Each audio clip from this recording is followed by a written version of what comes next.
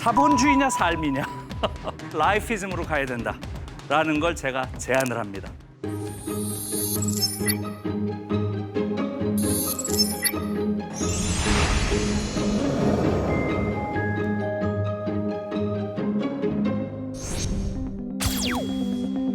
군사 쿠데타를 친 그런 독재자들을 다 경험했고, 그러면서 어떻게 이런 사회가 됐을까? 그러니까 그것은 단순히 한국 사회의 역사를 알아서 되는 것은 아니고 전 세계를 지배하는 거대한 구조, 그걸 좀 알아야 되겠다. 특히 한국 사회의 그런 아주 비극적인 모순에 대해서 좀 깊이 알고 싶다.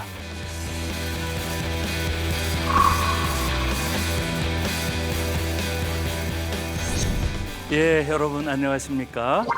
저는 중앙대학교의 김누리라고 합니다.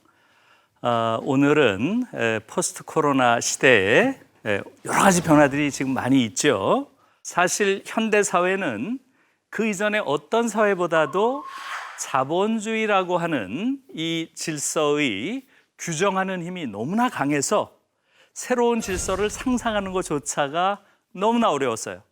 그런데 저는 이 코로나라고 하는, 말하자면 전 세계적인 수준에서 발생하고 있는 이 거대한 재난이 우리에게 새로운 생각, 새로운 인식 틀을 가져다 주는 의외의 어떤 선물, 이럴 것일 수도 있다라는 생각을 최근에 많이 해요. 이 재난이라고 하는 것이 우리가 이 질서 속에서 더 이상 상상하지 못한 사회 변혁의 가능성을 촉발하는 일종의 재난혁명의 가능성을 줄 수 있는 게 아닌가, 저는 그런 생각을 좀 했어요. 그러니까 재난이 주는 의외의 어떤 가능성으로서 우리가 재난 유토피아란 말을 많이 해요.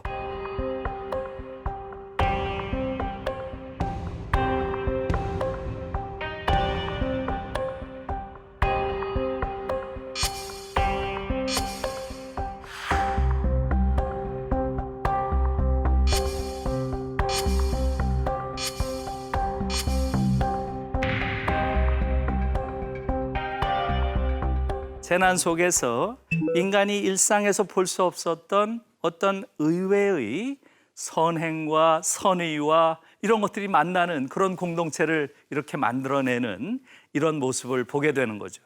재난 속에서 우리가 이전에는 깨닫지 못했던 우리 안에 있는 깊은 성숙함을 화들짝 만나는 그런 순간들이 있는 거예요. 최근에 그 코로나와 관련해서는 우리 사회에선 가장 심각한 상태가 대구였잖아요. 그 대구에서 대구 시민들이 보여준 성숙한 태도는 정말 놀라운 거죠.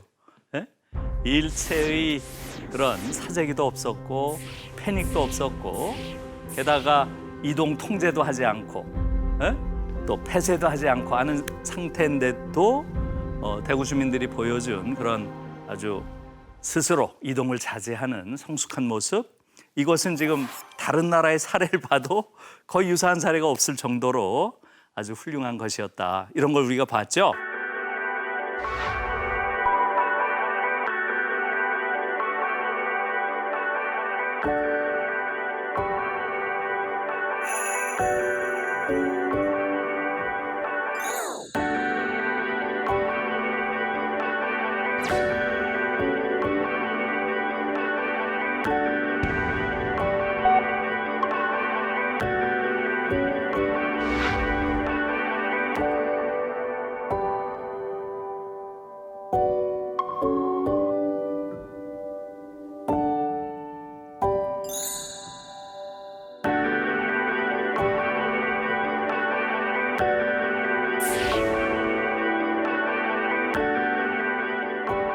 많은 사람들이 코로나를 겪으면서 우리 자신에 대해서도 놀랬고, 우리 자신 안에 이렇게 성숙한 모습이 있었구나.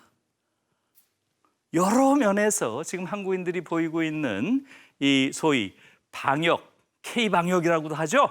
아주 모범적으로 전 세계에서 그런 사례가 없을 정도의 그런 모범적인 사례들로 보이고 있죠. 그건 정말 놀라운 거예요.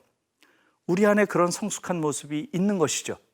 우리도 모르는 사이에 우리 안에 그 정도의 성숙한 민주시민이 자라고 있었던 거예요. 우리의 재발견이에요. 사실 놀라운 거죠. 저는 개인적으로 요와 유사한 경험을 12월 3일 날 했어요. 단군일에 대한민국에서 최대 인파가 모인, 그러니까 저쪽에 정동에서부터 저 끝에 보신각까지 꽉 찼어요. 그날 제가 좀 충격적인 느낌을 받았어요. 거기 가서 사람들 이렇게 보는데 그 많은 사람들이 모였는데도 어디 하나 그런 무질서도 없고 뭐 이렇게 다툼도 없고 모든 사람들의 얼굴에 너무나 기품이 있는 거예요. 깜짝 놀랐어요, 사실은. 우리가 저런 기품 있는 표정을 가지고 있었구나. 그때 딱 떠오른 게 발터 베냐민이라고 하는 독일의 철학자의 말이 떠올랐어요. 유토피아란 미래의 어떤 이상적인 상태를 말하는 게 아니다. 이렇게 얘기를 해요. 우리는 유토피아라는 건 미래의 어떤 상태를 생각하고 있잖아요. 아니라는 거예요. 그게 아니라 유토피아란 위기의 순간 섬광처럼 번쩍이는 과거의 기억 속에 있다. 이렇게 얘기를 한 거예요. 유토피아란 위기의 순간 섬광처럼 번쩍이는 과거의 기억, 그 속에 있다. 그래서 이게 무슨 말을 하는지 전 이해를 못했어요. 그리고 오래 생각을 했지만 이 뜻을 잘 이해를 못하다가 12월 3일 날 완전하게 이해를 했어요. 그게 유토피아였던 거예요. 거기 모인 사람들은 다 그 위기의 순간에 나름대로 섬광처럼 번쩍하는 나름의 기억을 쥐고 나온 거예요, 거기에. 그 기억들이 유토피아를 만든 거예요, 거기. 그런 느낌을 제가 받았어요. 이런 이제 재난이 의외의 새로운 국면을 또는 새로운 인식을 또는 새로운 공동체를 보여주기도 한다. 이런 걸 우리가 본 것이죠. 그래서 오늘 제가 이야기하고 싶은 것은 이 중에서 저는 패러다임이라고 하는 것, 세상을 읽어내는 인식틀,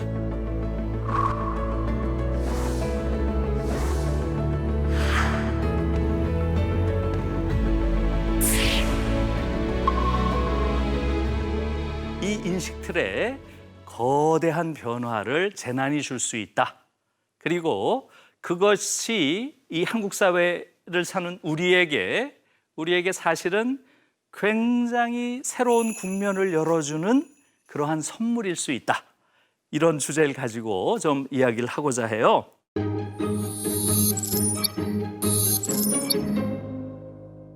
에릭 프롬이라는 작가가 있죠. 아주 한국에선 특히 굉장히 많이 읽힌 그런 사회 심리학자죠. 자유로부터의 도피라고 하는 정말 좋은 책이죠. 또는 사랑의 기술, 이것도 정말 좋은 책이죠.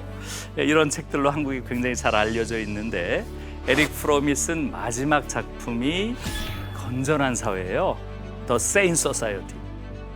여기서 핵심적으로 에릭 프롬이 자신의 사상의 일종의 결론처럼 내리고 있는 중요한 개념이 있어요. 그게 바로 Pathology of Normality라는 개념이에요. Pathology of Normality. 정상성의 병리성 정도가 될 거예요. Pathology라는 게 병리죠. 그 말이 뭐겠어요? 이 사회 전체가 다 병들어 있는데 그 속에서 나는 너무나 정상적으로 살아. 그러면 그 자는 정상이에요? 병든 자예요? 이런 질문이에요, 말하자면.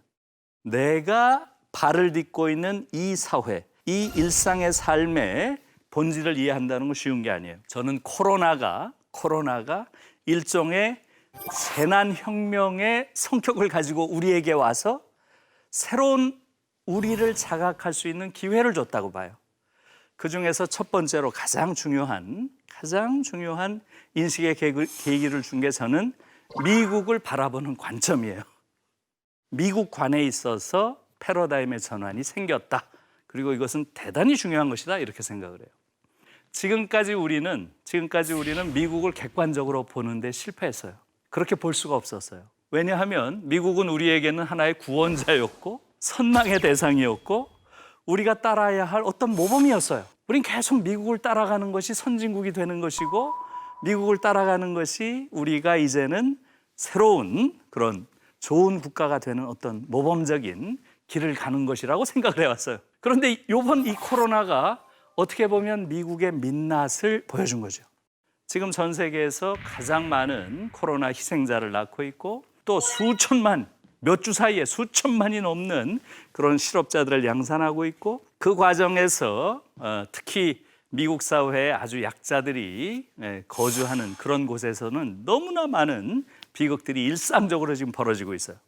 이것은 어느 제3세계에서도 보기 어려운 끔찍한 일이에요. 그러니까 사실은 미국 사회의 민낯을 안을 까보니까 이것은 완전히 제3세계 국가의 모습이었던 거죠.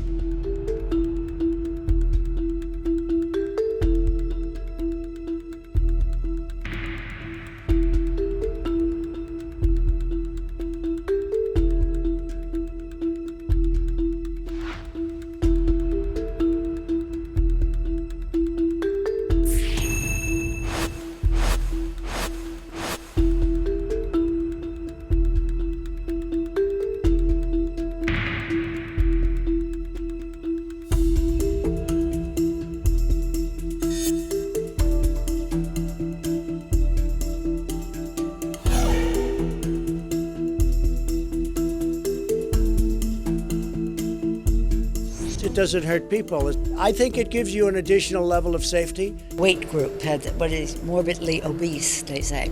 So I think it's not a good idea. And I see the disinfectant where it knocks it out in a minute, 1 minute. And is there a way we can do something like that by injection inside? No, I certainly wouldn't recommend the internal ingestion of a disinfectant.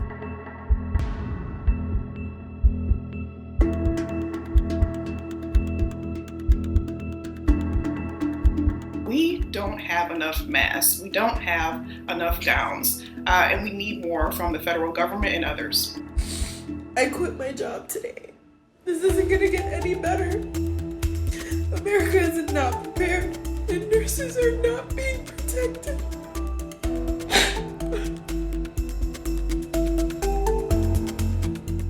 그 한 사례지만 거의 퇴원할 때 청구서를 보고 경악했다는 거 아니에요. 35,000달러.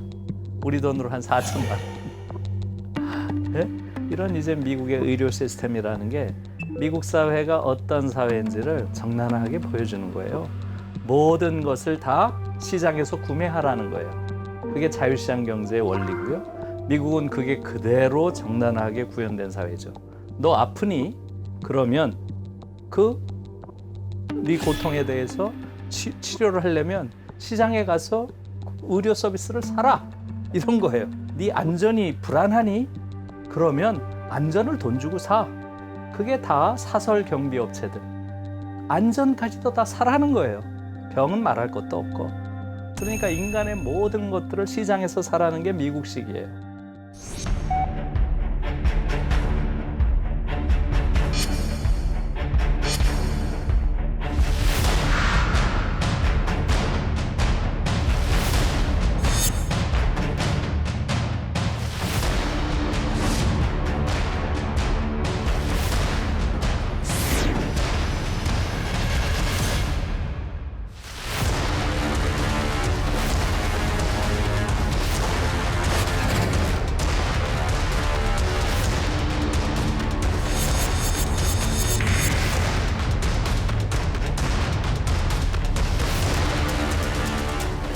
어떤 사람은 이렇게까지 말을 해요.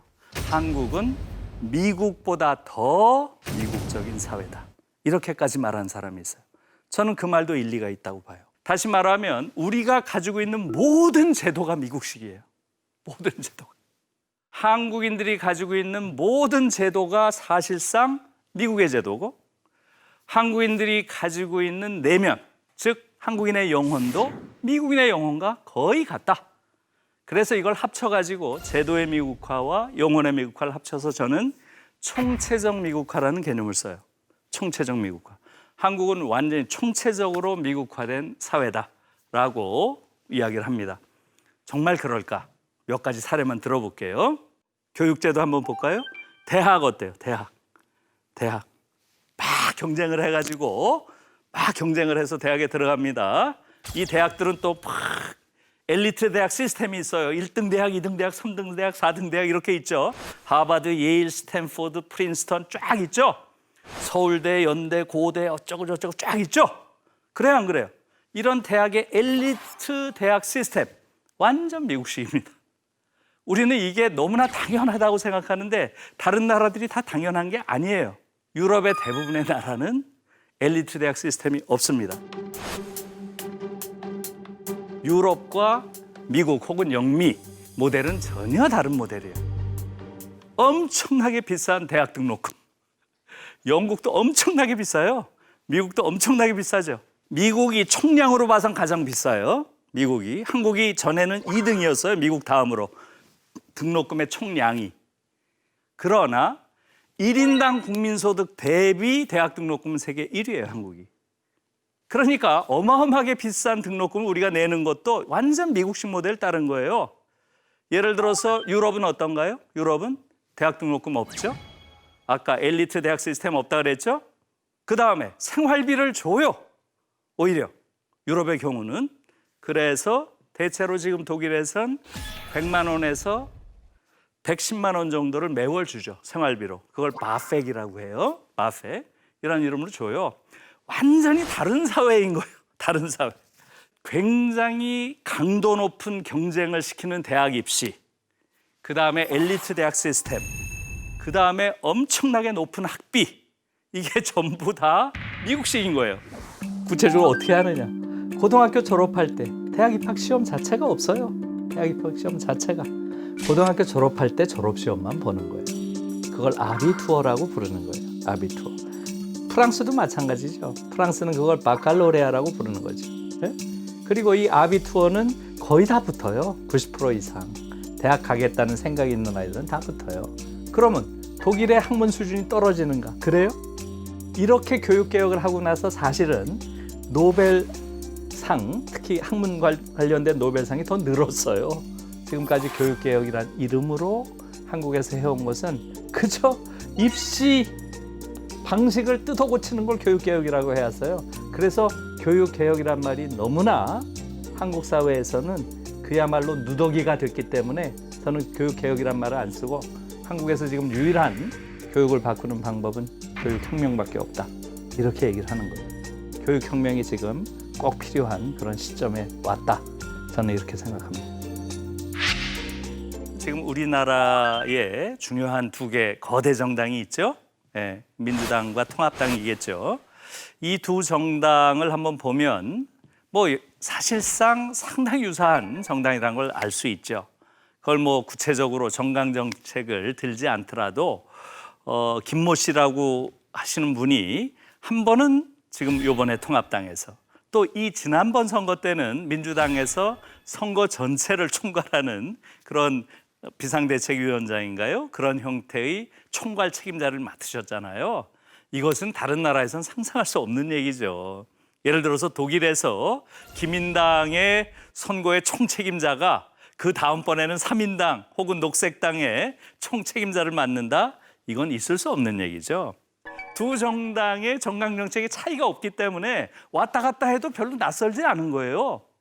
지금 정치 제도에 있어서도 보수 양당제라고 하는 미국이 가지고 있는 걸 그대로 따라오고 있는 거예요. 우리가 미국화가 되는 것이 정말 미국이 글로벌 스탠다드고 우리가 따라야 할 모범이라면 뭐가 문제겠어요? 많이 미국화 될수록 좋죠. 그래야 안 그래요? 그런데 미국은 글로벌 스탠다드가 아니에요. 그걸 사람들이 잘 몰라요. 미국은 글로벌 스탠다드가 아니라 오히려 글로벌 익셉셔널리즘이에요. 그래서 말하자면 예외적인 국가라는 얘기예요. 예외적인 국가, 예외 국가라는 거예요. 세무엘 립셋의 American Exceptionalism이라는 책이 있어요. 우리말로는 미국 예외주의라고 번역이 돼 있어요. 그러니까 미국이 가장 주류 학자가 쓴 책이에요. 그 학자가 본 미국이에요. 그러니까 우리가 지금 미국을 따라가는 것은 하나의 예외적인 길을 따라가고 있는 거예요. 그걸 좀 우리가 이해할 필요가 있어요. 이번에 코로나가 미국이란 걸 객관적으로 볼 수 있는 그런 거리를 우리한테 준 거예요. 이번에 그것을 잘 이해하는 게 굉장히 중요한 것이다 하는 거예요. 독일에서는 헬무트 슈미트라고 하는 독일에서는 비교적 온건한 그런 총리가 이런 얘기를 했어요. 미국이라는 사회는 정말 엄청난 자유를 누리는 사회다. 그러나 사회적으로 보면 미국 사회는 지옥이다. 이렇게까지 이야기를 했어요. 이 말은 우리한테 굉장히 중요한 거예요. 우리가 지금까지 아무런 비판의식 없이 맹목적으로 미국을 추종한다는 것은 잘못하면 지옥으로의 행진이 될 수도 있는 거예요. 조심해야죠. 이것이 지금 미국과 관련해서 우리가 갖게 된 각성이고요. 이 코로나라고 하는 것이 우리에게 새로운 시선을 가질 수 있는 기회와 미국을 객관적으로 볼 수 있는 거리를 부여해줬다. 이것이 이 포스트 코로나라고 하는 시대에 이 코로나라고 하는 이 19라고 하는 이 사태가 우리에게 준 큰 하나의 그 선물이라고 저는 생각하고요.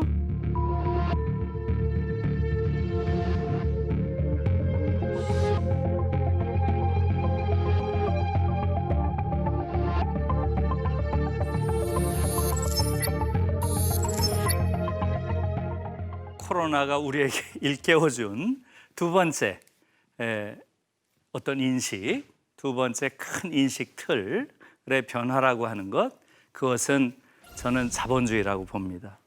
이 코로나 사태라고 하는 것은 결국은 이미 많은 전문가들이 이야기하듯이 생태계의 아주 무자비한 그런 파괴의 결과다라고 하는 것이고요.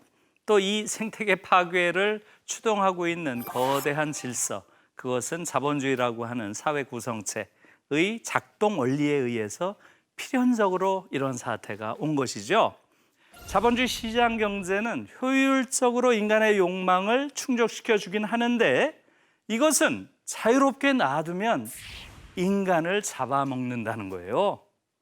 그래서 특히 독일에서는 야수 자본주의란 말을 많이 쓰는 거예요. 야수 자본주의. 자본주의는 자유롭게 놔두면 인간을 잡아먹는 야수가 된다는 거예요.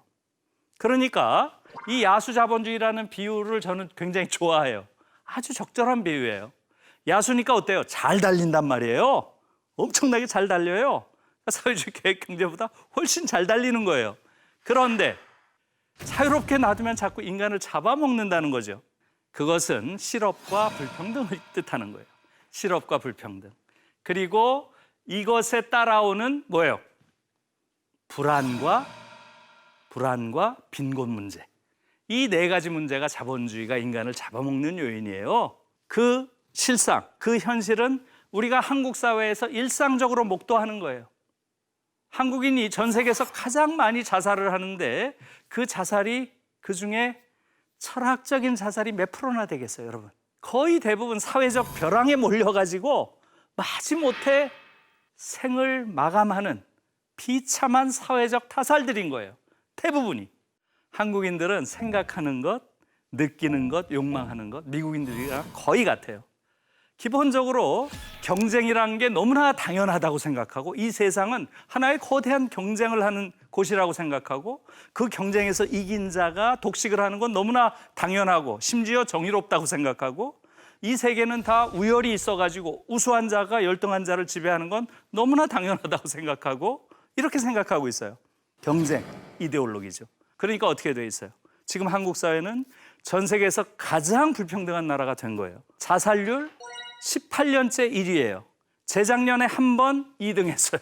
계속 1등인 거예요. 어때요?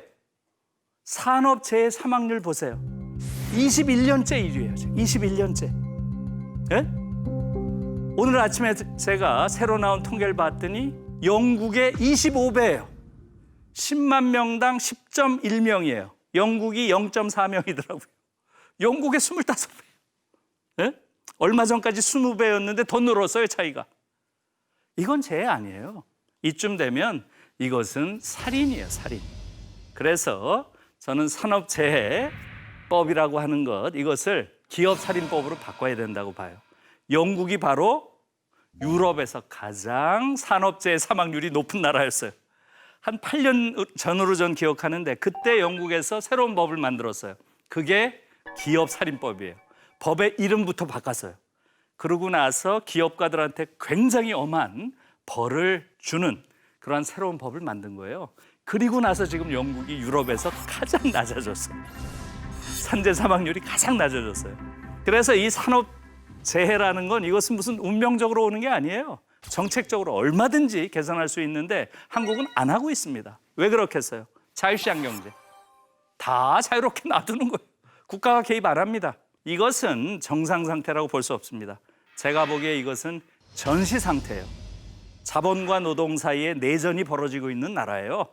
그럼에도 불구하고 우리는 다 이걸 일상적인 일로 그냥 넘어가요. 정부는 이 문제를 해결하려고 발벗고 나서지 않고 있습니다. 왜? 자유시장 경제입니다.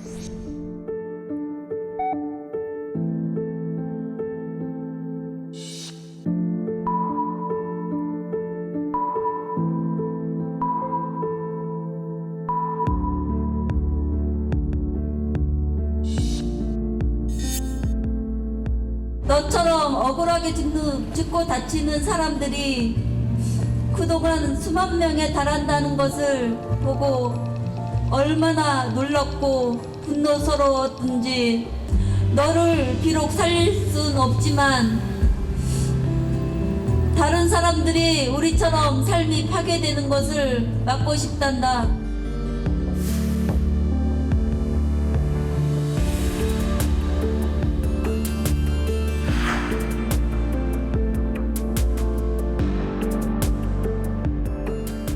우리 아이도 김군이에요. 정말 아이들이 더 이상 죽지 않도록 조금씩이라도 바뀌어야 되지 않겠느냐. 다시는 우리 아들 같은 사고는 없어야 된다. 다시는 저 같은 부모가 나오서는 안 됩니다.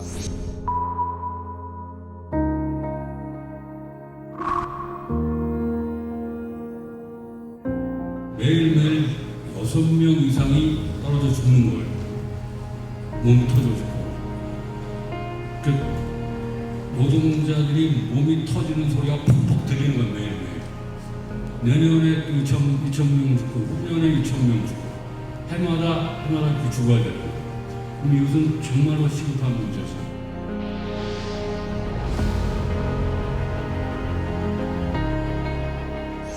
자본주의는 그 체제 내재적으로 대체로 5% 내외의 실업을 항시 내장하고 있는 체제예요. 그렇다고 보면 이 실업 문제는 자본주의라는 굉장히 효율적인 체제를 돌리기 위한 일종의 비용인 거죠. 그 비용을 지불한다고 생각을 해야 될 텐데 자유시장 경제는 그렇게 생각을 안 하고 이걸 개인의 탓으로 돌리는 거예요. 개인에게 책임을 전가해요. 예? 있을 수 없는 이야기죠. 그래서 독일에서는 당연히 실업의 문제는 개인의 탓이 아니고 자본주의라는 체제의 문제이기 때문에 그것을 푸는 것도 당연히 체제의 문제로서 풀어야 된다. 즉 소셜하게 풀어야 된다는 거예요. 그래서 사회적 시장 경제인 거죠. 소셜하게 푼다는 의미는 뭐겠어요? 주로 어떤 수단을 통해서 풀겠어요? 주로 조세제도를 통해서 푸는 거예요. 제일 중요한 게 조세제도죠. 네? 그래서 조세제도를 통해서 말하자면 확보한 그러한 재원을 가지고 실업자들은 어떻게 해요? 실업수당을 주고 그다음에 실업부조는 독일의 경우는 무기한이에요. 기한이 없어요.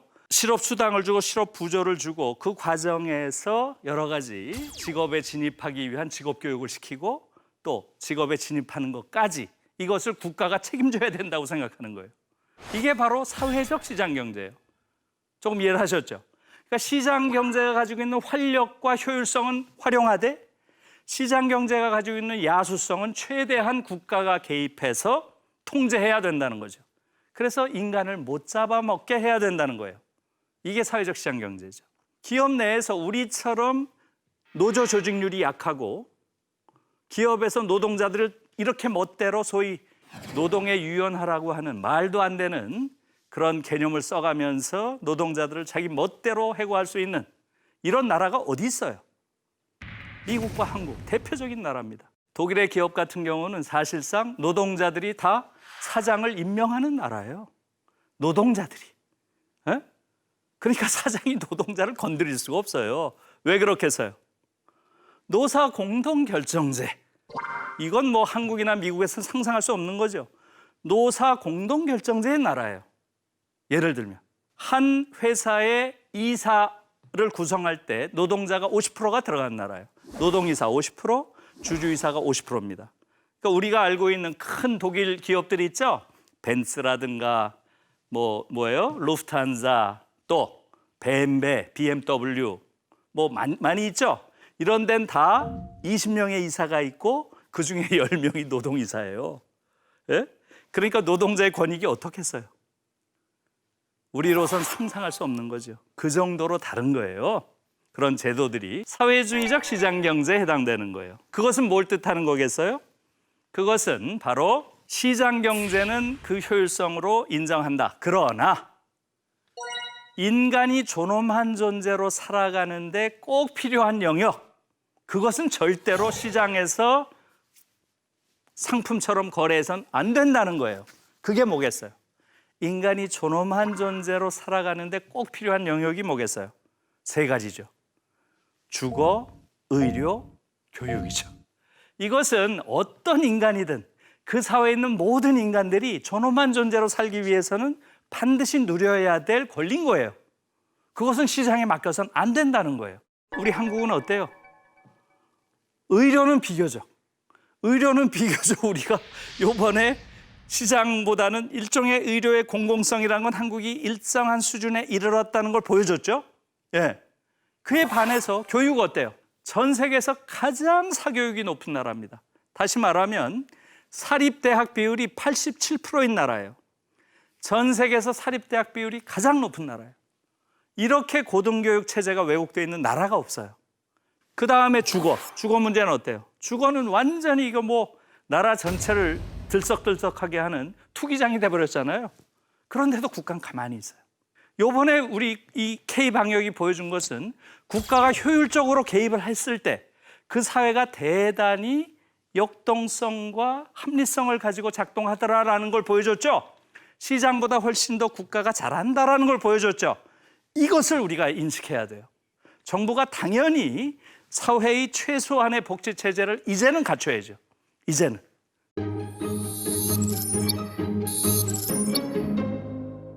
자본주의의 결정적인 2번째 결함은 뭐겠어요? 바로 이게 어떻게 보면 더 중요해요. 자본주의는 여러분 자전거와 같다는 거예요. 자전거 자본주의란 말은 자본주의는 생산을 통제할 수 없다는 거예요. 자전거는 달리다가 딱 스톱하면 어떻게 되나요? 넘어지잖아요. 스톱할 수가 없잖아요. 스톱하면 넘어지잖아요. 스톱하면 잠깐 쉬었다가 가야 되죠? 그거와 똑같다는 거예요. 자본주의는 생산을 조정할 수가 없다는 거예요. 스톱하는 순간 넘어져 버려요. 이게 아주 결정적인 결함인 거죠. 그런데 문제는 어디에 있어요? 지금 이미 과잉생산 자본주의로 넘어온 지 오래됐어요. 사실상 수요가 없어요. 수요가 없는데 계속 생산하는 거예요. 그 얘기는 뭐예요?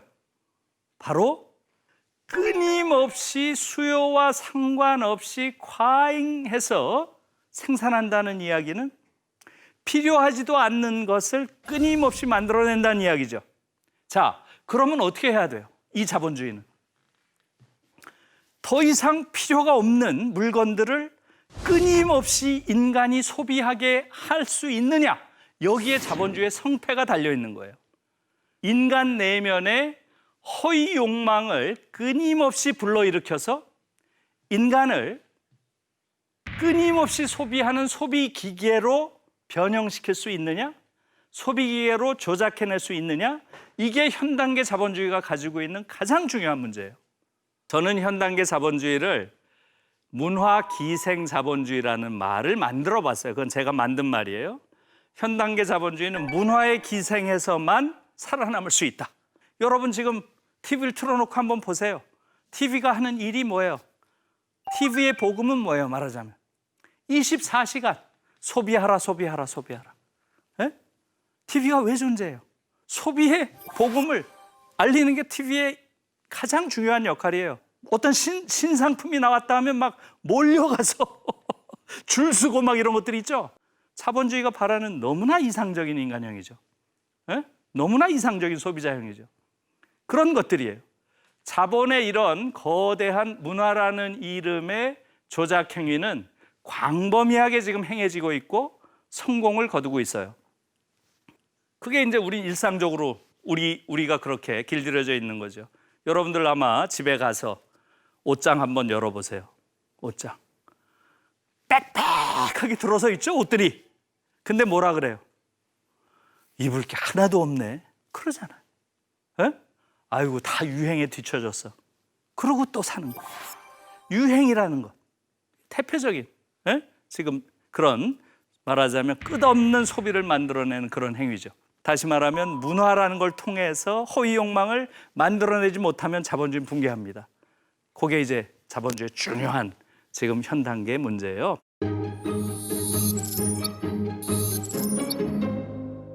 최근에 제 대학원생이 작년 1월에 베를린에 가서 어학연수를 했어요. 한 달짜리. 근데 그걸 할 때 쭈리히에 사는 친구를 새로 사귀었대요. 그래서 내가 유럽에 가니까 베를린에서 만나자 이렇게 했다는 거예요. 그래서 쭈리히에서 베를린으로 넘어온 거예요, 친구가. 근데 자기가 너무 놀랐다는 거예요. 쭈리히에서 베를린 오는데 한 8시간 걸린대요, 기차로. 그리고 아마 한 150유로 정도가 그 비용이 든대요, 유로가. 그런데 비행기를 타고 오면 1시간이면 온다는 거예요. 그러니까 8분의 1이잖아요. 그리고 저가 항공이 요새 유럽에서도 많아가지고 50유로면 온다는 거예요. 3분의 1밖에 안 되는 거예요. 그런데 이 친구가 뭐 타고 왔겠어요? 예, 기차 타고 왔다는 거예요. 예? 왜 그래요? 지금 유럽에서는 플룩샴이라는 말이 있어요. 플룩샴. 플룩이라는 게 비행기 탄다는 거고 샴이라는 게 쉐임, 부끄럽다는 거예요. 비행기 타는 데 대한 부끄러움. 이게 그냥 보편화돼 있어요. 왜? 비행기가 환경오염의 주범이라고 돼 있어요. 그러니까 걷지 않으면 최소한 기차라도 타야 되는 거지 비행기는 절대 안 타겠다는 거예요. 비행기 탈 때 부끄러움을 느낀다는 거예요. 한국 사람이나 미국 사람이면 어떻게 생각하겠어요? 가성비라고 여러분 아시죠? 가격 대비, 그죠? 네. 그런 걸 따지겠죠, 우리는. 그런 걸 경제적인 논리로 생각하지 우리 머릿속에는 생태적 상상력이 없어요. 예를 들면 이런 거예요. 유럽 사람들은 소비할 때 82%가 죄책감을 느낀다는 통계가 있어요, 최근에. 특히 독일 사람들. 소비할 때 죄책감을 느낀다는 거예요. 왜 죄책감 느끼겠어요? 미래 생명에 대한 책임. 내가 내 욕망을 위해서 소비를 한다는 것은 현재의 나를 위해서 미래 생명이 살아갈 이 지구의 환경을 더럽히는 것이라는 이런 생각을 해요. 생태적 상상력이죠. 독일은 사실은 반소비주의 정도가 아니고 소비 포기 운동이 굉장히 광범위해요. 소비 포기. 대학생들 중에 한 3분의 1 정도가 일체 소비를 안 해요. 이것은 완전히 자기는 생태적 질서에 또는 새로운 삶의 방식에 맞춰서 자기를 바꾸겠다는 의지의 표현이기도 해요. 심지어 대학 캠퍼스 안에서 특히 맨 앞줄에 앉은 아이들이 뜨개질하는 아이들이 그렇게 많아요. 뜨개질하는 아이들. 처음에 가면 이상해요. 머리 이렇게 장발로 여기까지 기른 아이들이 그것도 맨 앞자리에 앉아가지고 이렇게 교수 강의 들으면서 뜨개질하고 앉아있어요, 서너 명이. 일종의 시위인 거예요. 자기들은 일체의 소비 행위를 하지 않겠다는 일종의 데몬스트레이션이에요. 시위를 하는 거예요, 시위를. 그런 아이들이 꽤 많아요. 우리가 소위 50-30 클럽이라고 여러분 들어봤죠? 인구가 5천만이 넘고 1인당 국민소득이 3만 불이 넘는 이런 나라가 몇 개나 될 것 같아요? 7개밖에 안 되더라고요. 미국, 일본, 영국, 프랑스, 독일, 이태리. 그 다음에 한국이 들어간 거예요. 지금 말한 이 7개 나라는 그야말로 우리가 다 선진국이라고 일반적으로 이야기한 나라죠. 우리가 거기 꼈어요. 대단한 거죠, 한국이. 그런데 이런 생태적 상상력이 거의 없는 그런 상황이 지금 한국의 상황이고요. 이런 부분에 대해서 코로나가 우리에게 말하자면 거대한, 저는 옐로우 카드가 아니라 레드 카드를 비쳤다고 봐요. 옐로우 카드 정도가 아니라, 경고 정도가 아니라 이렇게는 더 이상 못 간다라고 정지 명령을 한 것이 코로나다, 이렇게 생각을 해요.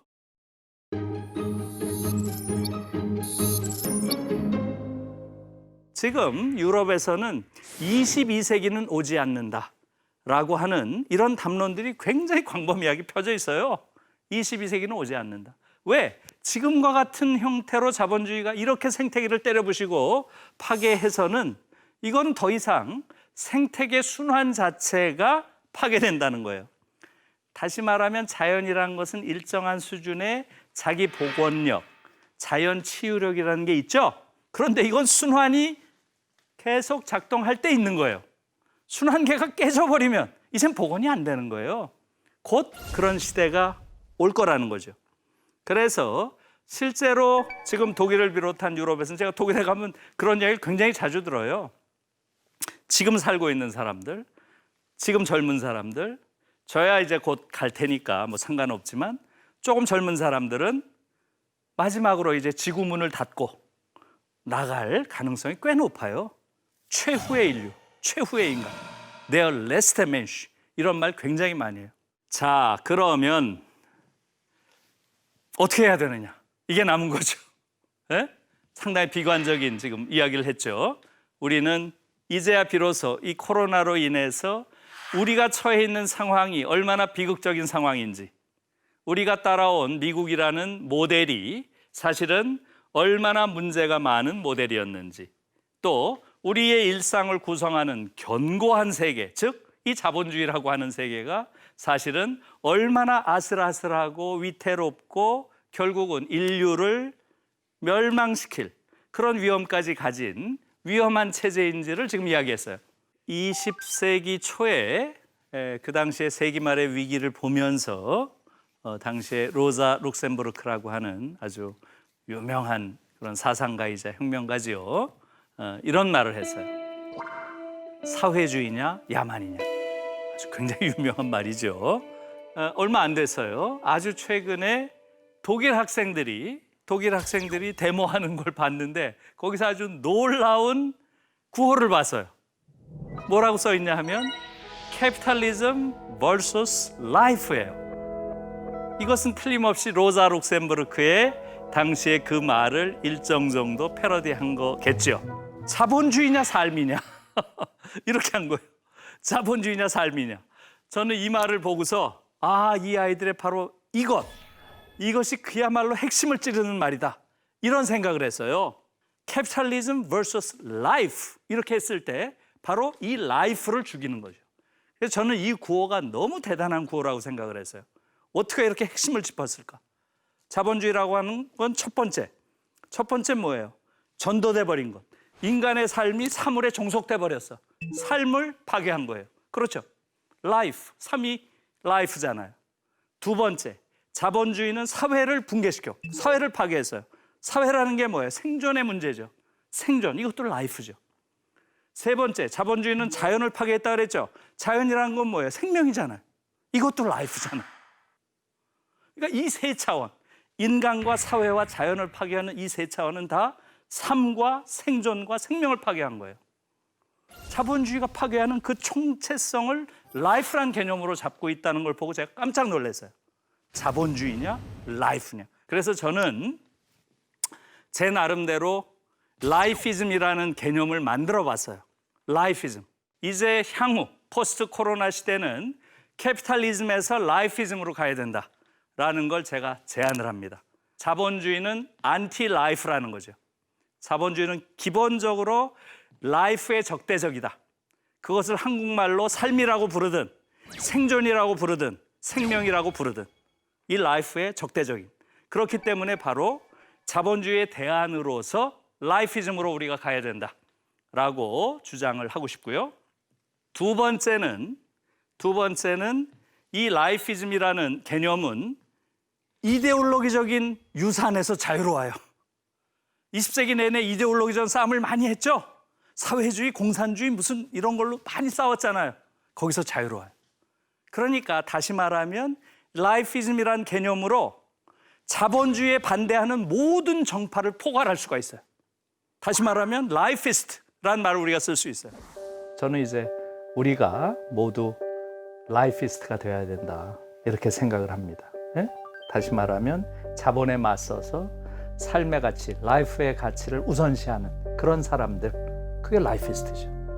예? 우리가 22세기를 갖고자 한다면, 22세기를 넘어서 인간이 살고자 한다면 라이피스트가 되는 방법밖에 없다. 다른 길은 없다. 저 자신은 한국 사회가 정말 변화해야 된다라고 하는 간절함이 굉장히 큰 사람이에요. 큰 사람인데 한국 사회를 지배하고 있는 거대한 무력감 때문에 저도 굉장한 좌절감 속에 늘 있었어요. 그런데 뜻하지 않게도 사회적 변혁이 할 수 없는 그 일을, 코로나라고 하는 일종의 자연적 재난이 우리에게 변화의 계기로 넘어온 거예요. 그 부분이 저는 사실은 한편으로 놀랍고, 정리를 하면 첫 번째, 우리가 가지고 있는 성숙한 시민의식에 대해서 자신감을 가지고 그것을 활용해서 한국 사회를 보다 아주 성숙한 민주사회로 우리가 만들어 가야 되겠다. 두 번째, K방역에서 보여준 우리의 그런 말하자면 독자적인 비전을 가지고 우리가 상황을 타개한 이 경험을 가지고 한반도 문제, 한국 사회 질적 개혁 문제에, 한국 사회 변혁에 좀 더 적극적으로 나서야 되겠다.